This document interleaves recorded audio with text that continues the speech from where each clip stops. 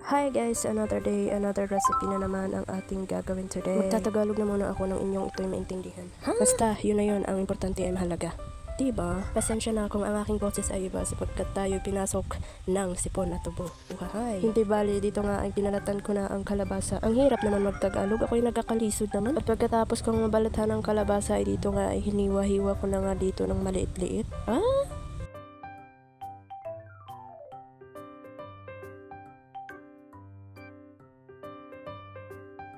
At pagkatapos ko nga mahiwa-hiwa tong mga kalabasang to ay ito naman pala ay aking niluto. Ay medyo may pagkabatang ganyan na po ata ako ari. Ay hindi ko na pala nakunan kung paano ko niluto ang kalabasang to. Yan ko nga po pala yan ng pure gata na siyang nagpalambot sa kalabasa. At pagkatapos na dito ay hinanda ko ng aking blender. At dito nga ay lumamig na nga ho yung kalabasa kaya ilalagay ko na siya sa blender. Pasensya, hindi po pala malamig yung kalabasa. Tingnan nyo ho, nausok pa. Ay, oo nga po pala, hindi ko pa sinasabi kung anong recipe yung gagawin ko. Gagawa po pala ako ng ice cream na gawa sa kalabasa. Opo, gawa po sa kalabasa. Dito nga ho, nilagyan ko lang po siya ng evaporada.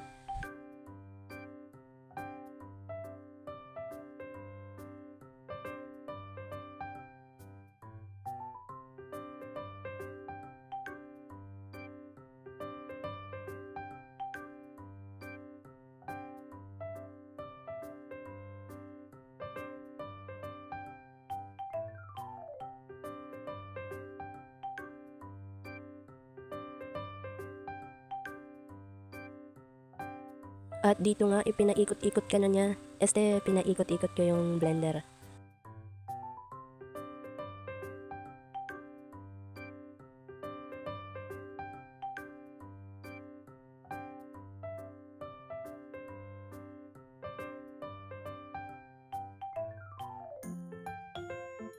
At dito nga ho ay isinalin ko na siya sa isang lalagyan.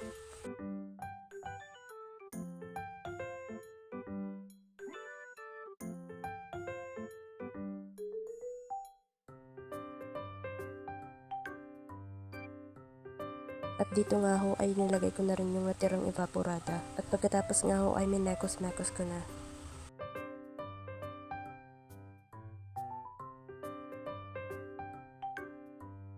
At dito nga ho ay sinunod ko na yung condensed milk. And then, mekos-mekos ulit.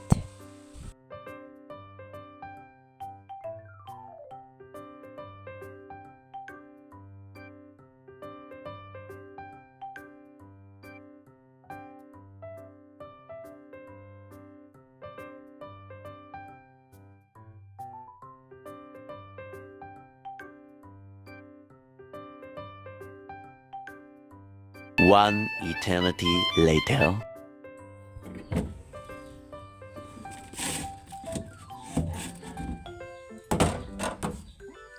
O diba? OB yung lagayan pero gawa sa squash.